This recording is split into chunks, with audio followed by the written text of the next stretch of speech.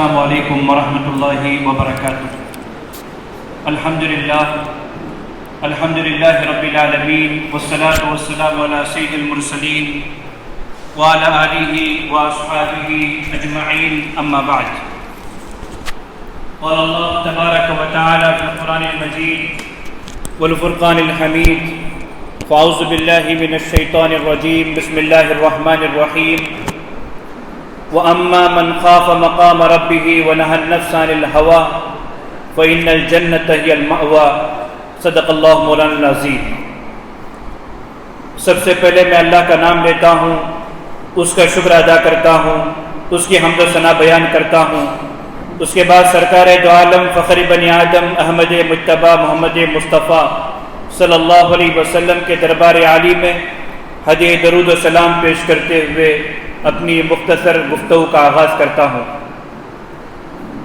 سامعین نظام، اللہ تبارک و تعالیٰ کی تمام مخلوقات میں سب سے عظیم ترین مخلوق اور سب سے اشرف مخلوق انسان ہے، اور انسانوں کو اللہ نے کامل طریقے سے پیدا کیا ہے اور تمام طرح کے اعضاء عنایت کیے ہیں، اور دنیا میں جتنی مخلوقات ہیں ان میں خوبصورت اور سب سے بہترین مخلوق انسان ہے۔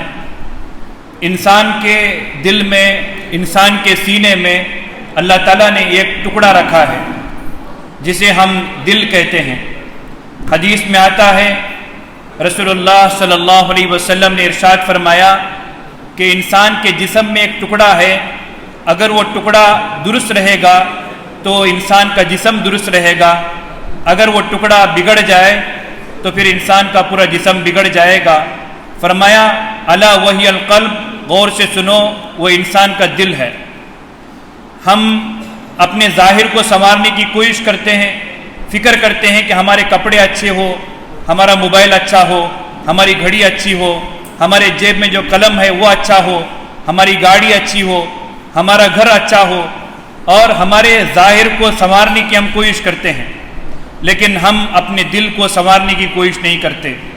اور دل کو سنوارنا یہ ہے کہ ہم اپنے نفس کا محاسبہ کریں، ہم دیکھیں کہ ہماری زندگی کیسے گزر رہی ہے، ہم جس مقصد کے لیے اللہ نے ہمیں پیدا کیا ہے اس مقصد کو ہم کہاں تک پورا کر رہے ہیں۔ اللہ تعالیٰ قرآن مجید میں فرماتا ہے وَمَا خَلَقْتُ الْجِنَّ وَالْإِنسَ إِلَّا لِيَعْبُدُونَ، میں نے جنات اور انسان کو صرف اور صرف میری عبادت کے لیے پیدا کیا۔ یہ پوری کائنات، یہ پوری دنیا انسان کی خدمت کے لیے پیدا کی گئی ہے۔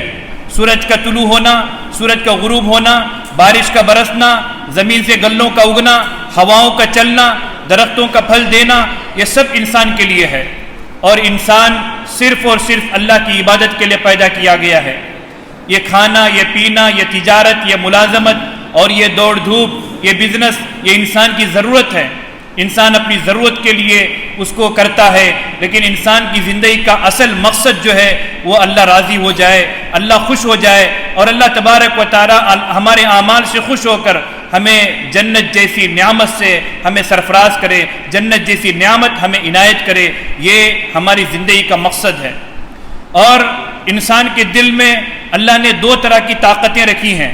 اللہ فرماتے ہیں فَأَلْهَمَهَا فُجُورَهَا وَتَقْوَاهَا، ہم نے انسان کے دل میں فسق و فجور کا، گناہ کرنے کا جذبہ بھی پیدا کیا ہے اور تقوی کی صفت بھی پیدا کی ہے۔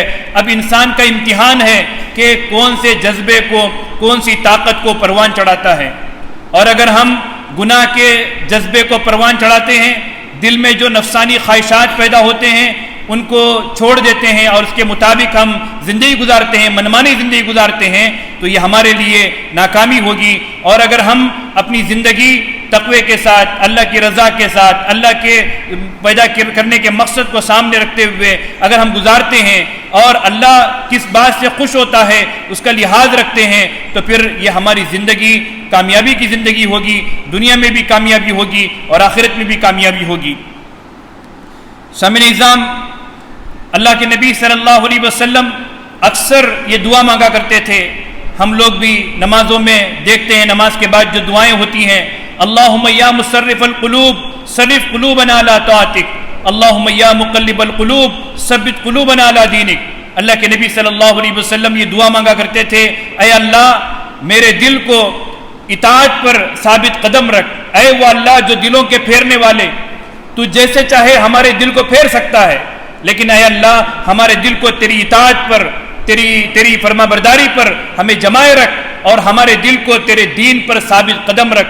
یہ ہمارے نبی حضرت محمد صلی اللہ علیہ وسلم اکثر دعا مانگا کرتے تھے۔ اسی طرح حضرت عمر بن خطاب رضی اللہ عنہ فرماتے ہیں کہ جو آدمی دنیا میں اپنے نفس کا محاسبہ کرے گا، کل قیامت کے دن میدان محشر میں اس کے لیے حساب کتاب آسان ہوگا، اور جو آدمی اپنے دل کا محاسبہ نہیں کرے گا، اپنے نفس کا جائزہ نہیں لے گا، منمانی زندگی گزارے گا، صبح و شام اپنی مرضی کے مطابق زندگی گزارے گا، وہ یہ نہیں دیکھے گا کہ اللہ کی مرضی کیا ہے، رسول کی سنت کیا ہے، رسول کا طریقہ کیا ہے، پھر کل قیامت کے دن اس کے لیے سخت ترین حساب و کتاب ہوگا۔ ایک اور حدیث میں نبی کریم صلی اللہ علیہ وسلم نے فرمایا، الکیس من دان نفسہ وعمل لما بعد الموت والعاجز من اتبع نفسہ وہواہا وتمنى علی اللہ۔ عقل مند وہ ہے جو اپنے نفس کا محاسبہ کرے۔ ہم لوگ بہت سارے لوگوں کو سمجھتے ہیں کہ عقل مند ہے، فرمایا عقل مند وہ ہے جو اپنے نفس کا محاسبہ کرے، اپنے نفس کا جائزہ لے اور مرنے کے بعد والی زندگی کی تیاری کرے، اور بیوقوف وہ ہے، احمق وہ ہے جو منمانی طریقے سے زندگی گزارے، اپنی دل میں جو آتا ہے وہ کر گزرے، اور اللہ سے امیدیں رکھے کہ اللہ تعالیٰ مجھے جنت دیں گے، جنت کی نعمتیں دیں گے، نبی کی شفاعت دیں گے، اور بڑی بڑی امیدیں رکھے اور زندگی اپنی مرضی کے مطابق گزارے۔ فرمایا یہ سب سے بڑا بیوقوف ہے۔ سامعین نظام، ہم حضرت لقمان علیہ السلام کے بارے میں سنتے ہیں۔ حضرت لقمان علیہ السلام بڑے حکیم اور بڑے دانا گزرے ہیں، اور حکمت اللہ نے ان کو عطا کی ہے۔ ان سے پوچھا گیا حضرت لقمان علیہ السلام سے کہ آپ نے یہ حکمت اور یہ دانائی کہاں سے سیکھی؟ حضرت لقمان علیہ السلام نے کہا کہ میں نے یہ حکمت اور یہ دانائی بے عقل لوگوں سے میں نے سیکھی، یعنی جن کو عقل نہیں ہے ان کو دیکھ کر مجھے یہ دانائی اور مجھے یہ سمجھ اور مجھے یہ عقل آئی۔ پوچھا گیا کیسے؟ فرمایا کہ جب بھی میں معاشرے میں، سماج میں کسی بے عقل کو کوئی غلطی کرتے ہوئے دیکھتا ہوں تو میں دیکھتا ہوں کہ وہ غلطی مجھ میں ہے یا نہیں ہے، میں اپنے نفس کا جائزہ لیتا ہوں۔ جب کوئی آدمی غلط کرتا ہے تو میں اس پر انگلی اٹھانے کے بجائے سب سے پہلے میں دیکھتا ہوں کہ وہ غلطی میرے اندر ہے یا نہیں ہے۔ اس طرح کرتے کرتے کرتے اللہ نے مجھے حکیم بنایا، اللہ نے مجھے حکمت عطا کی۔ حضرت لقمان علیہ السلام فرماتے ہیں، اور حضرت لقمان علیہ السلام کہتے ہیں کہ دنیا میں جو آدمی اپنا محاسبہ کرے گا اور اپنا محاسبہ کرتا رہے گا اور اپنے نفس کا جائزہ لے گا اور ہر وقت یہ سوچے گا کہ اللہ کی مرضی کیا ہے، اللہ کا حکم کیا ہے اور مجھے کیا کرنا چاہیے، تو اس کے لیے آخرت میں حساب و کتاب بھی آسان ہوگا، اور جتنے منزلیں ہیں مرنے کے بعد، قبر ہے، میدان محشر ہے، پل صراط ہے، میزان عمل ہے، اور شفاعت ہے، اور حساب و کتاب، جتنے منزلیں ہیں وہ تمام منزلیں آسانی کے ساتھ وہ گزرتا چلا جائے گا، اور اسے کسی قسم کی کوئی تکلیف نہیں ہوگی۔ اسی طرح ایک اور حدیث میں نبی کریم صلی اللہ علیہ وسلم فرماتے ہیں، ان اللہ لا ينظر الى اجسامکم ولا الى صورکم ولکن ينظر الى قلوبکم واعمالکم۔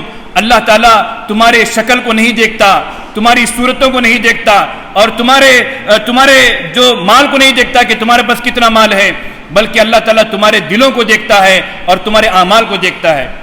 تو سامعین نظام، آج ہم اپنی زندگی گزارتے ہیں، اللہ کا شکر ہے اللہ نے ہمیں ایمان جیسی دولت سے نوازا ہے اور ہم مومن ہیں، اور اللہ نے ہمارے باپ دادا مومن تھے، باپ دادا مسلمان تھے، باپ دادا کی وجہ سے ہم بھی مسلمان ہیں الحمدللہ، لیکن ہم اپنی زندگی کے مقصد کو بھلا کر منمانی طریقے سے زندگی گزارتے ہیں۔ ماشاءاللہ سوشل ورک کرتے ہیں، لوگوں کی خدمت کرتے ہیں، اور جگہ جگہ جو بھی ہمارے سے ہو سکتا ہے ہم تعاون کرتے ہیں، دوڑ دھوپ کرتے ہیں، ملت کی فلاح و بہبود کے لیے اور امپاورمنٹ کے لیے کوششیں کرتے ہیں، لیکن کبھی کبھی ہم سوشل ورک کرتے کرتے یہ بھول جاتے ہیں کہ ہم یہ کس کے لیے کر رہے ہیں، ہمارے کرنے کا مقصد کیا ہے۔ یہ جلسے، یہ میٹنگیں، یہ پروگرام اور یہ سنمانہ، اور اسی طرح یہ جو بھی ہم ایکٹیویٹیز کرتے ہیں، اس کا مقصد کیا ہے؟ کبھی کبھی ہم کرتے کرتے، ادارے قائم ہوتے ہوتے اور ایکٹیویٹیز انجام دیتے دیتے بھول جاتے ہیں کہ ہم کس کے لیے کر رہے ہیں۔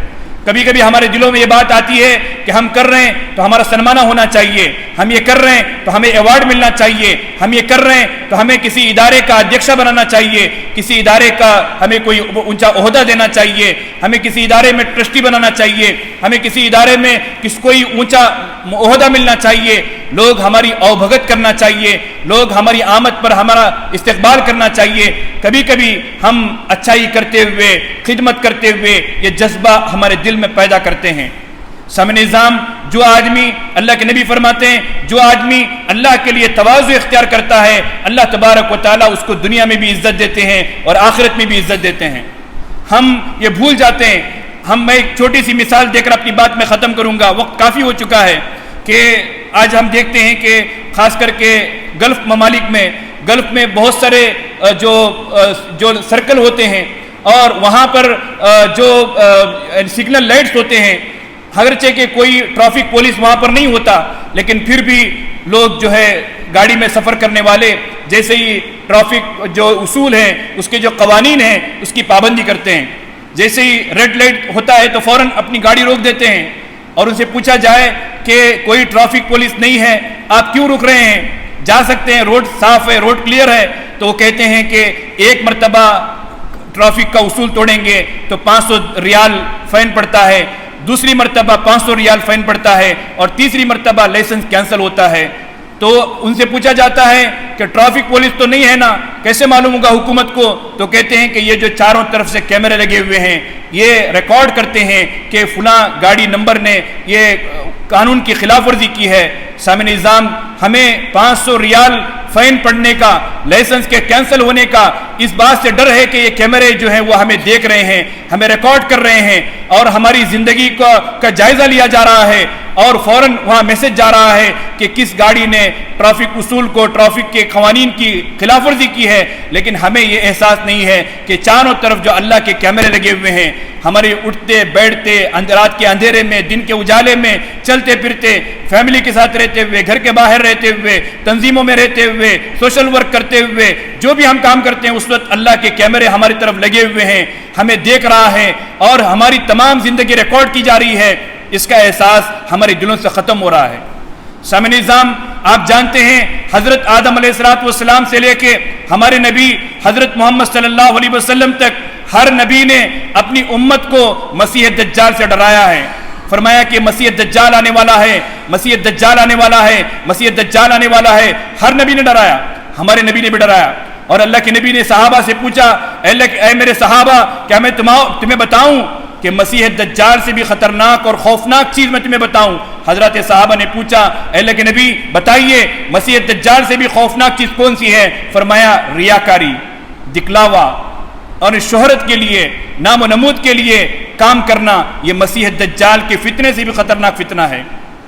ایک حدیث میں آتا ہے، آج ہم دیکھتے ہیں کوئی بھی جلسہ ہوتا ہے تو پہلے عالم دین کو بلایا جاتا ہے، عالم دین سے جلسے کا شروعات ہوتی ہے، پھر کسی سوشل ورک کو بلایا جاتا ہے، پھر کسی وہ سمپن مولا ویکتی یا کسی مالدار کو بلایا جاتا ہے۔ عموماً دنیا میں جو بھی پروگرام ہوتے ہیں، 3 لوگوں کو خاص کر کے، ایک عالم دین اور دوسرا مالدار اور تیسرا کوئی بھی سوشل ورک یا کوئی بھی اچھا کام کرنے والے، ان تینوں کو بلا کر ان تینوں کے ذریعے جلسے کی شروعات ہوتی ہے۔ کوئی بھی ادارہ اس کی افتتاح ہوتی ہے۔ کل قیامت کے دن جب جہنم کا فیصلہ ہوگا تو جہنم کا افتتاح بھی ان 3 لوگوں کے ذریعے سے ہوگا۔ عالم دین کو بلایا جائے گا، ایک مجاہد کو بلایا جائے گا، سوشل ورک جو امت کے لیے کام کرنے والا، اور تیسرے مالدار کے لیے بلایا جائے گا، مالدار کو بلایا جائے گا۔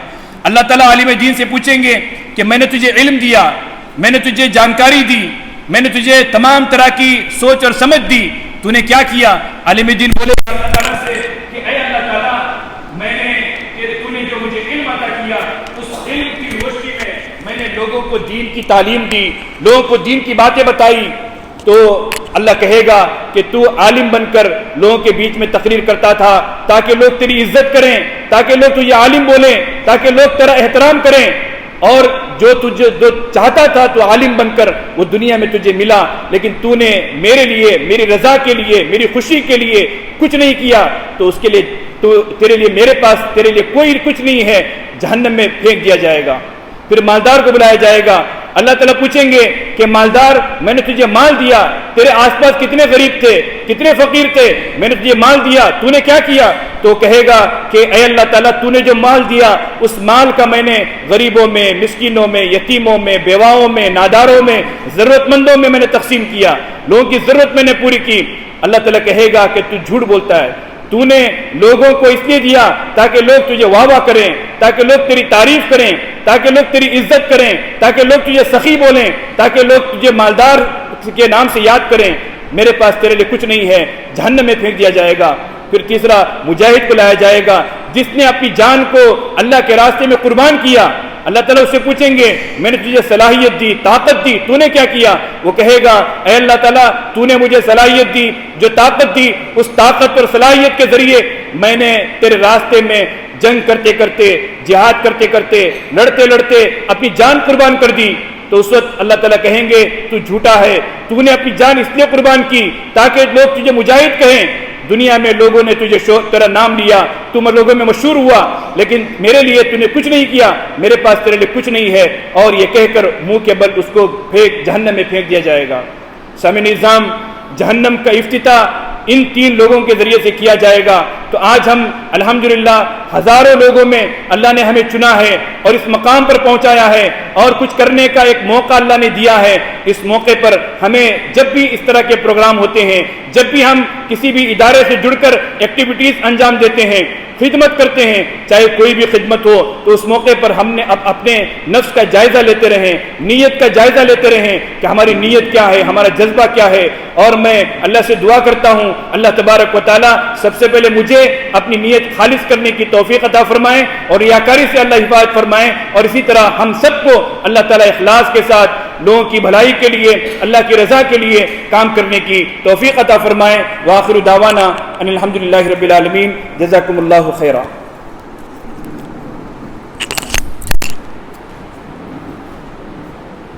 ಜಜಾಕಲ್ಲಾಹು ಖೈರ್ ಮೌಲಾನಾ.